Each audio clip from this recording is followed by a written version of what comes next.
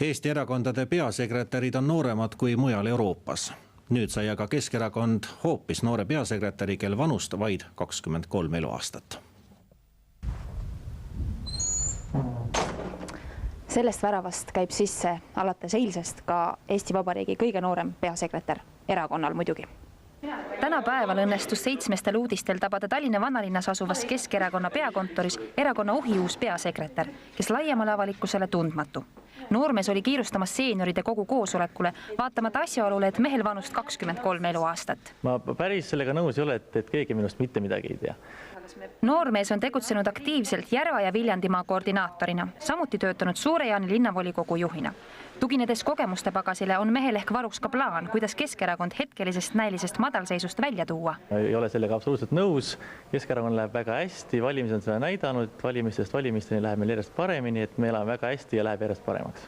Mida kujutab endast ühe erakonna peasekretäri töö ning millised inimesed seda tööd tegema sobivad ning milles töö sisu seisneb? Anda vastutust, et erakond töötaks üle maa, et töötaks poliitiline pool, samuti vaadata, et mis tehakse valitsuses ja nii edasi. Et selline, ütleme, ühe asutuse tegevjuht. Kindlasti ei ole see tehnilise sekretäri töö, vaid see on peasekretäri töö, mis aitab erakonna esimehel erakonda juhtida ja siis peasekretäri töö, peamine tööülesanne on büroo juhtimine. Meil on kunagi tulnud üks tütarlaps tööle, kui me sekretäri otsisime. Ütles, et tema ei saanud aru, ta luges meie veebilehekülge, et teil on noorem sekretär ja vanem sekretär, et kummaks ta siis tuleb.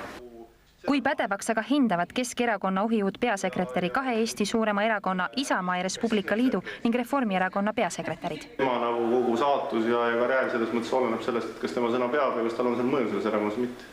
See töö nõuab energiat ja sellist sära silmades, et ma arvan, võib-olla noortel on seda täna rohkem kui vanematel. Selles aga, et pingelisest tööst lõõgastuma peab ning hobid sellele igati kaasa aitavad, on ka Priit Toobal veendunud. Siiamaani oli vaba aega tõesti natuke rohkem, ma arvan, kui nüüd tulevikus hakkab olema. Siis olen tegelenud rahvatantsuga ja olen, ma arvan, et päris kõva käsi bowlingus.